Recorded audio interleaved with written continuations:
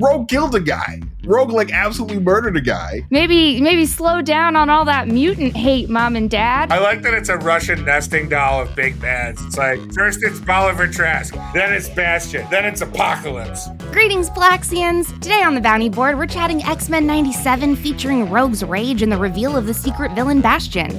So kick up that warp drive and let's punch it. Welcome back to the Guardians of the Palaxy podcast. We are so glad that you are here. My name is MT, and I'm here today with my beautiful friends, Whitney Van Laningham and Tommy Bechtold. What's going on, gang? Yo! Oh, man. Lot going on this week. Lot going on. We've got a fresh X-Men with some of the most heartbreaking dialogue in it that I've ever heard. Yeah. Like, this was a pretty heavy episode. I mean, like, this is the episode that I kind of wish we got last week because I was, like, so, like, interested to see what was going to happen after the attack on Genosha. But, yeah, no, we're seeing the direct aftermath of, like, how Rogue is dealing with, like, all of this stuff. And she's not dealing with it quite well. But, to be honest, I would probably be doing the same thing. I would do the same damn thing, but you know that it's an intense episode when they quote both Mr. Rogers and Oppenheimer in this same episode. Basically twins. Let me do my Kurt Connors impression. Yeah. Oh, it's important to let people grieve in their own way. Dude, like seeing him like doing his little priest thing, I was like, oh my god. It's like I like the like demon man doing like that's like a cute like the cool demon priest. Just that juxtaposition. I can't even say the word. Yeah, that was like when Tommy performed My Wedding, you know? Demon priest. If all goes well, I'll have Tommy perform my funeral too. It'll be great. It'll be a party. Yeah, I got bad news for you, motherfucker. Those will be side-by-side caskets, okay? They sure will. We're all dying at the same time. All at the same time. As predicted, the Palaxians all went out in a blaze of glory today. Blaze of glory. Y'all are going to get that notification on your phone. Brett's going to have to tweet it out. It's, you guys, just wait for that day, you guys. No, we're going to live forever. I do not accept it. Yeah, Palaxy never dies. Well, you know what? As we learned from this episode, not all who seem dead are dead in this universe either. But let's get to that a little bit later because, like you said, we begin in mourning, the funeral. Yes, we John have Quincy Gambit, right? John Quincy Gambit the third. Yes, he's the president. Yeah, no, like it was so sad to see like, you know, all the friends there just grieving together and like Scott and Jean, you know, obviously trying to move forward with their relationship while grieving and like, but like, you know, I'm just trying to see exactly, you know, where we go with like after, well, like, you know, I obviously want to talk about the end of the episode because like, that's where like all the meat was and like, because like Rogue killed a guy. Rogue like absolutely murdered a guy. She went full murderer. After I've been going meaning ham. to talk to you about that. I think it'd be best if Rogue laid low for a little while. I think, she's gotta lay low. I threw a guy off the building. Yeah, Rogue killed a guy. I think we saw a very violent, kind of like comic accurate reaction from Rogue. You know, maybe not Saturday morning cartoon what we would expect from Rogue, but she was not, as they say, effing around. But before she got to Bolivar Trask, we got a couple MCU cameos, not MCU cameos, but Marvel luminary cameos from one Thunderbolt Ross and one Captain America Steve Rogers. Bro, I loved it when she just threw his little shield like a fucking frisbee into the mountains. That was insane. Yes. I was like, damn, you'd be great in a game of frisbee golf, Rogue. Oh my God. Get Rogue on our team. She yeeted that shield, but also just disdain in her voice when she called him America's top cop. Yeah. She's like, why are they sending America's top cop after me? ACAB includes Captain America. Sorry, sorry. Yeah. we love you, Cap. Yeah. So yeah, we get those guys and in her research or in her searching out and talking with Steve Rogers, we find out something about the ZTO and MT. You OZT. as OZT. You down with OZT? Right. Yeah, you know me. Yeah, you know me. Well, not me, because OZT is bad, because OZT stands for Operation Zero Tolerance, and we do tolerate the X-Men. Okay? We do. We tolerate them. We love them. So, like, all these OZT teases are all about, Operation Zero Tolerance, which was a basically a secret government program that we're going to use the Sentinels to, basically wipe out humankind, mutant kind, not humankind. That's the opposite of kind. So that's essentially what we're getting with these teases, and with the revelation that Mr. Bastion himself has been the one sort of like orchestrating all of this behind the scenes with Mr. Sinister. Yeah, that was a big old reveal there. Yeah, because like we, obviously, like, what's his face, Mr. Trax tried to jump off a building and take his own life, but turns out he was just a secret Prime Sentinel this entire time, which is a huge deal, because in the Marvel Comics, like, the Prime Sentinel program was basically like the Sentinel program, but with cyborgs, like turning innocent human beings or people that like wanted to sign up willingly, like the Friends of Humanity, into these cyborg Sentinels that would basically just turn on randomly one day like a sleeper agent and just attack at will. Honestly, next to AI, that's my biggest fear. After I'm dead, please don't sell my voice to AI, and please don't turn my body into a fucking robot. Please don't. I don't want to work anymore after I'm dead. I don't want to have to go to work anymore after I'm fucking dead. Do you guys hear me? Do you hear my wishes? Yes, let me be dead. Don't fuck with me like this. If I may, as an addendum, I would love to be a robot after I'm dead, as long as it's a sexy robot. Yeah, sexy robot would be nice. If I'm out there vacuuming floors, I'm going to be pissed. But if I'm out there pleasuring women or men, I don't care. You know what? After death, I'm going everywhere. All holes are available for me after death, okay? All holes are valid in death. That's how death works. We're all omnisexual in death, right? Absolutely. Anyway, back to the show. Yes, we find out we have the OZT, which I do not approve of, despite my prior remarks. And we find out Bastion appears to be our big bad. Apparently, is our big bad this year? Bastion. Apparently, big bad Billy Bastion. And he kills Gyrick. I know. The guy who killed Xavier. That guy. I mean, we had a couple major deaths in this episode too. I mean, major kind of mid-tier bad guy deaths. But I mean, for all intents and purposes, Trask is no longer Trask, right? Like he's Prime. Right. They called him in the closed captions Prime Trask, Prime Sentinel, as you said. But we also deal with a little more death and carnage on the island of Genosha. The mutants are the X-Men in a show of solidarity. Some not wanting to, but others, feeling that it is necessary. Travel to Genosha to help with the search and rescue operation, because the UN has ceased financing any future search and rescue for any fallen mutants. So now the X-Men are going to go and use their mutant powers to help search through the rubble. But like, there is some hope in all that carnage, because they did recover Miss Emma Frost, who had her secondary mutation activated, and we see her in her glowing new like crystallized body, her diamond body. And she cleverly says like, "Oh, I'm always good under pressure, because diamonds are forged under pressure," which I thought was a really great line. I know, that was a really good one. I think she should have looked at Jubilee and been like, "You look like you could use a best friend, and diamonds are a girl's best friend." Wink, wink, wink, wink. But no. Like, I'm very curious to see, what Emma Frost does after this attack on Genosha. Like, does she go like full, like, evil and full radical, like, against humanity, or does she, take a more measured response? But something tells me that Emma Frost is probably going to go full radical. Oh, the rogue route.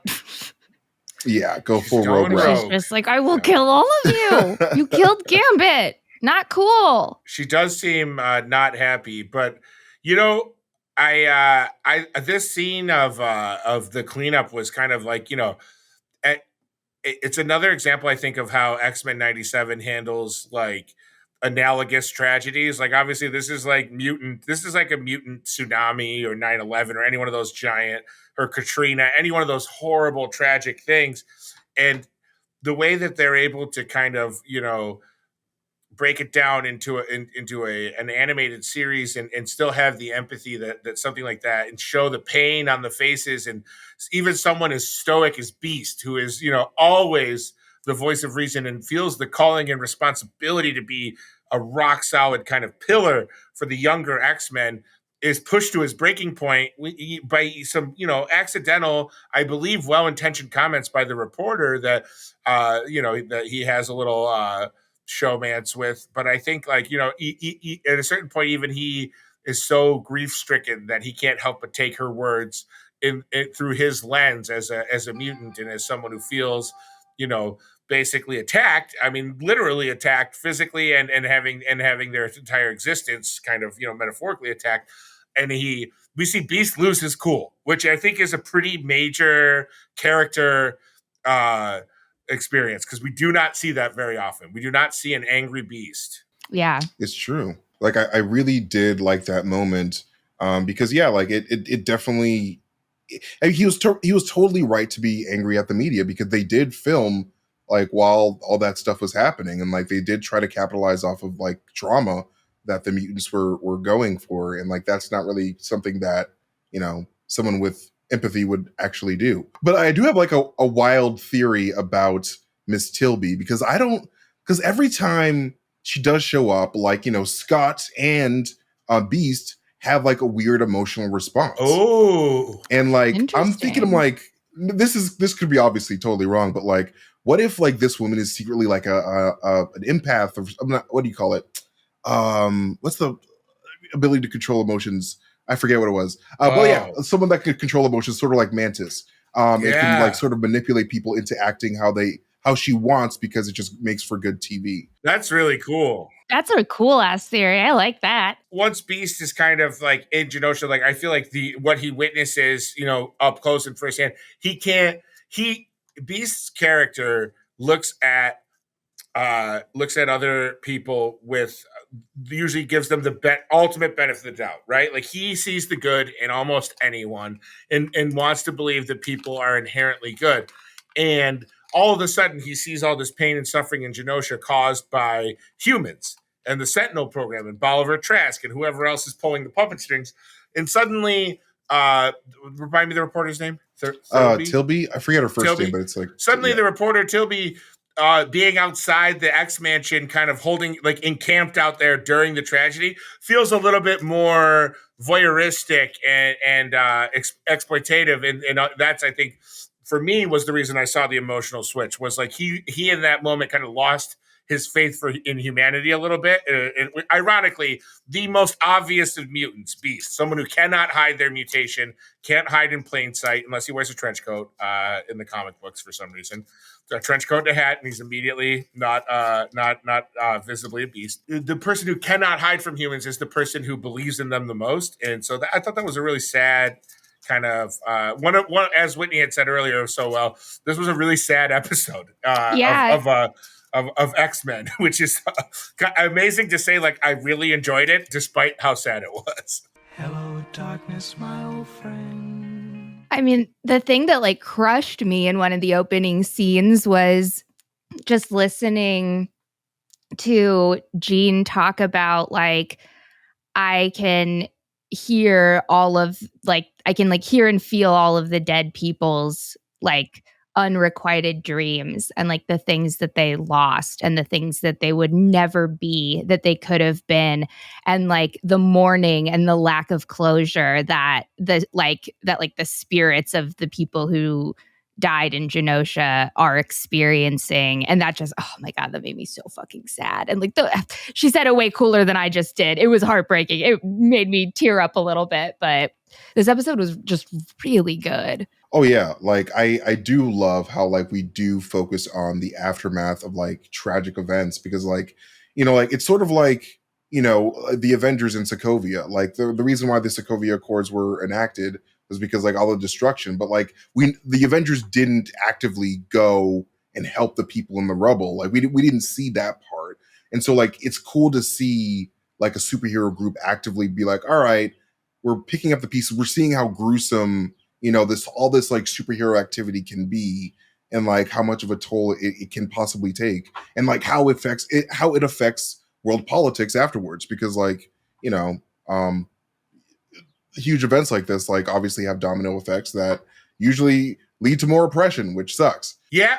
In general, you're right. In general, the laws that emerge from tragedies like this tend to place more of a stranglehold on the already oppressed than they do on the people that maybe are to blame. So that's where Operation Zero Tolerance is most likely going to kick in, because like all of these world events and like all of these angry mutants that want vengeance, like obviously like there are the level-headed people on the X-Men, but like there are other people that are going to respond to this in their own, like Rogue. Like Rogue is going around, like she's going into government installations and she's causing all these problems, to which humanity is going to be like, oh, look at this. Mutants are clearly bad. They can't be trusted.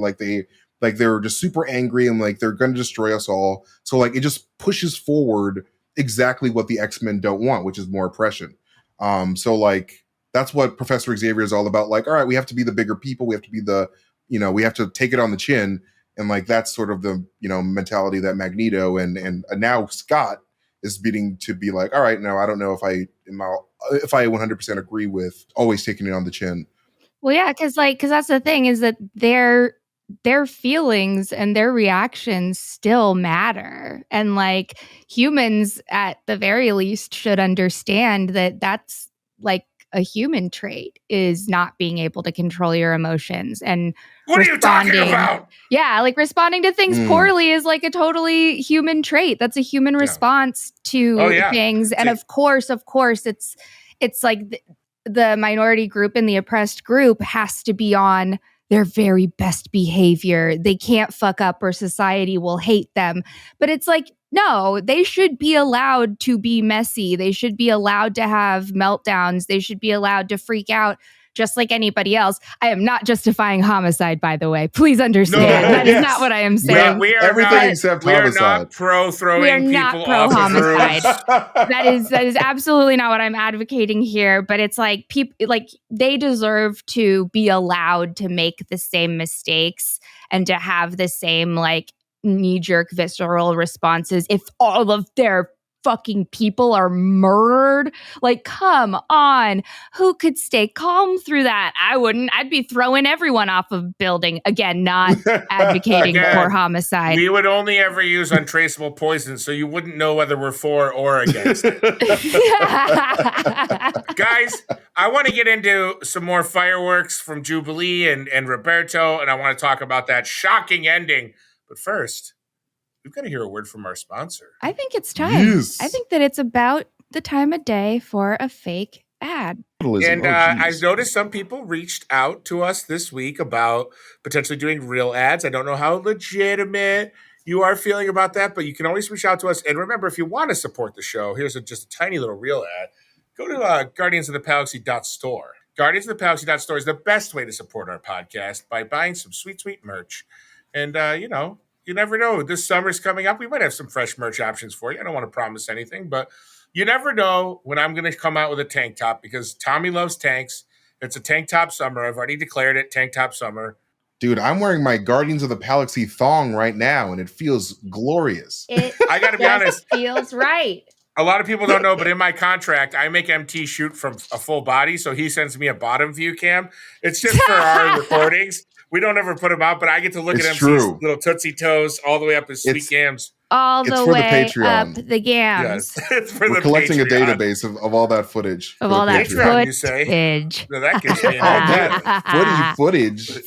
Footage. Show me the thigh-light reel and show me the footage. All right. Nice. Okay, rolling the dice. 12 is 5D. 5D? Yeah. 5D barbecue. A 5D barbecue. It's better than 3D. It's better than 4D. This is a 5D barbecue. Okay. Let me tell you a little story. Last night I brought MT some brisket, like I always do on Tuesday nights. We have Tuesday night tough meats night. We get together and we eat brisket, Lady of the Tramp style. Well, last night I brought the brisket over to MT. He took one sniff and he chucked that thing back in my face like Rogue chucking Captain America's shield. And he said, "This is 3D brisket, bitch!" And I didn't know what to do. And that's when I found out about Farmer Ruth's 5D brisket. That's right. These are 5D meats that you can taste, touch, smell, think about. Hear. You can hear the meat screaming as you chew it. I didn't want to die! I wanted to be a soccer player! Oh my God.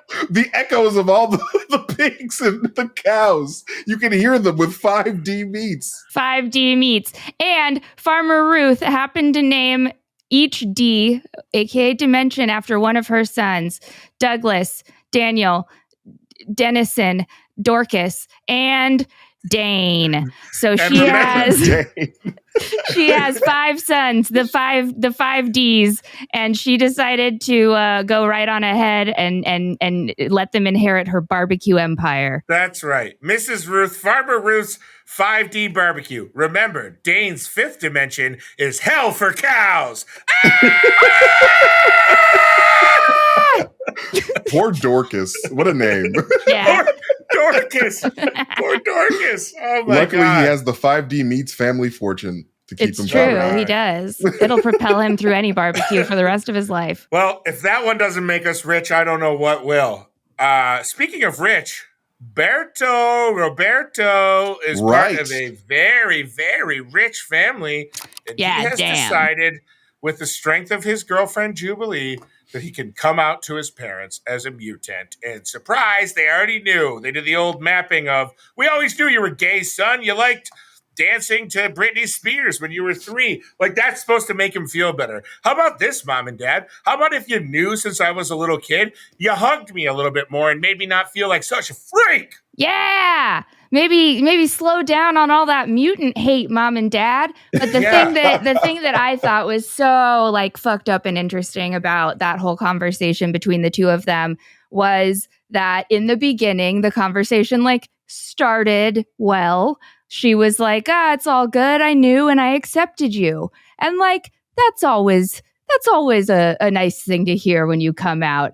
It's a lot. It can get a lot worse. And it did. Like 20 seconds later when she was like, oh, I know that you're gay, but let's keep hiding that. Let's work on never letting anybody know about it. You are not allowed to wear rainbow. You cannot go to Pride. I am not letting you staple a Pride flag to your locker at your high school. Illegal. None of that. You have to act straight. You have to be straight. You have to you have to be a human. You can't be a mutant. You can't let anyone see it because that's what's best for the family and the stockholders and the shareholders. When in doubt, it's bullshit. Blame the shareholders. My God. The shareholders. Fuck the shareholders. Be gay. Do crimes. Be a mutant. So yeah, we kind of it was like one of those things where it's like Jubilee gasses him up and says, no, but she makes some really good points. Do you want your parents to find out who you truly are in the newspaper? It's like, yeah, this idea of having a secret life, especially at a young age, is so difficult. And it's like,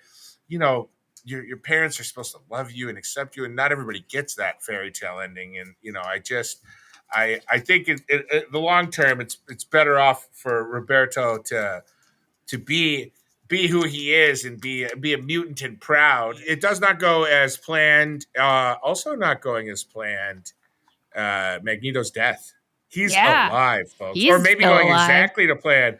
Eric is alive, or Magnus, depending on which version. They've called them both in the cartoon, Eric and Magnus. So they're doing the this X-Men is doing the Magneto blurred up origin story where like there's multiple different he's told people different things. Because I noticed in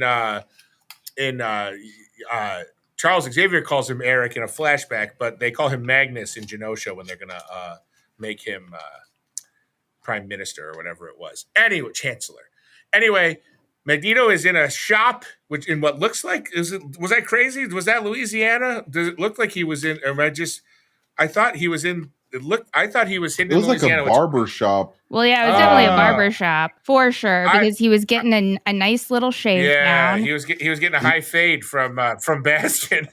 Yeah, he's getting a high fade. Purple People Eater song of all songs, which is hilarious. That was wild. I was like, damn, what a credit outro song. That's amazing. I know, we got it during the scene where he killed Gyrick too. That was what was playing as he was Bastion was snuffing out Gyrick. Oh shit! I didn't notice it. I was concentrating on the murder. Well, as you know, with me, I am never paying attention to what I should be, as I am the finder of 0 Easter eggs in my lifetime. But I do watch the pretty colors and listen to the happy music.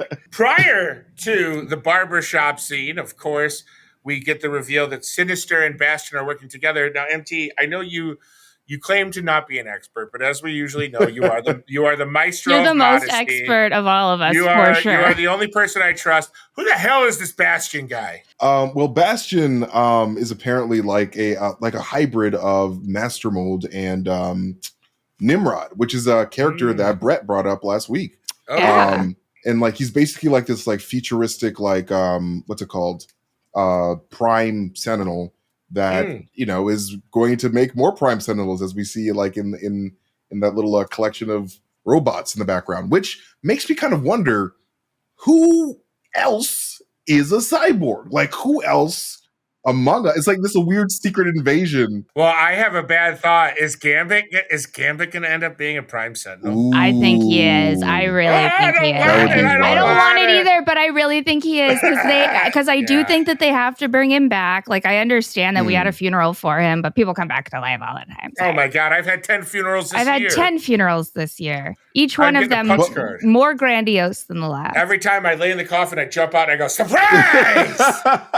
They're like, damn, Tommy, this is the 10th time. Stop it. Damn it. How do you keep getting the local media in on this? God, I actually have really been enjoying it because I get to buy a new dress for every Tommy funeral I go to. Yeah, so I usually give Whitney like a 2-week heads up so she can do the eulogy and get a cute new dress. Yeah. I've done the eulogy each time. It's been great. Like there is a chance for Gambit to return, I feel, via like time travel means, because like we do get the return of Cable in this episode as he reunites with his dad and his not mom with the real Jean Grey. He's like, you're not her. You're not my mommy. Redhead. Bitch, please. Slaps her with a metal arm. Just because it's terrible that you did not do that. He obviously shows up and like there's going to be this huge, basically teases the involvement of what's his face, Bastion, and maybe even Apocalypse. I don't know, because like Sinister does work for Apocalypse at the end of the day, and like I don't know if Apocalypse is just gonna pop up randomly at the end of the scene and be like at the end of the series like, it was me who was building, I don't know, what's his face. I like that it's a Russian nesting doll of big fans. It's like first it's Bolivar Trask, then it's Mr. Sinister, then it's Bastion, then it's Apocalypse. It's like the Wet Quat Morrican Summer episode where every time like the evil villain guy just has a smaller and smaller Kuato growing out of him every single time. That would be so funny. But totally, I feel like a Marvel Comics thing to do, because like they're always just like, oh, secret puppet master behind the strings. It also is just scary as shit to know like that. First of all, they wreaked this much havoc on Genosha in the first place. Then to find out that Trask is this like Prime Sentinel who can just fucking just take out an X-Men like that, and then finding out that this isn't even as bad as it gets. There's more hardcore warfare ahead, and that is terrifying. I am very scared for my little baby X-Men. I just want them to be okay. Anyone could die at this point. I hate to say it, guys. Episode 8 is when show creator and head writer Bo DeMeo said, this is when things really get real. He said that's his mic drop episode. So boy, oh boy, next week I fear the looks on our faces at the beginning of next week's Guardian of the Palaxy. I will only be comforted by the fact that I'll be staring into the tortured faces of my 2 favorite people on Earth, my pals. My pals who I love so much. Hooray. I love you guys, and we all love you listening to the Palaxy. You guys were so close to hitting 10K subscribers. Yes. We're so close. Please tell a friend. Thank you guys so much. Yeah, thank you. Oh my gosh. Thank you so much. First. Thank you so much. But then go tell your friends. Force them to listen. I'm going on a road trip this weekend. I'm driving to Las Vegas. I have so much time to get people into this podcast. It's going to be great. I'm going to Denver next weekend. I'm going to listen to a podcast way above sea level. Way above sea level. Tommy's going to harass all of his cabin mates above sea level to listen to the Palaxy. In fact, Tommy has actually figured out how to hack and hijack the airplane's intercom system. So he's just going to be blasting Palaxy in that airplane. Whole flight to Denver. I'm flying Southwest. You just have to ask nice. They have no rules there. Yeah, just hop on board. At least it's not a Boeing. Oh, I'm flying 4 different Boeings, and I can't wait. See 4 different Boeings? All right, R.I.P. man. Next eulogy ready. Getting ready. All right, pals. We love you. Be good to your pals. Be nice to your pals. Guardian of the Palaxy.store. Buy a shirt. It can't hurt. Love you. Love you. Bye. Bye.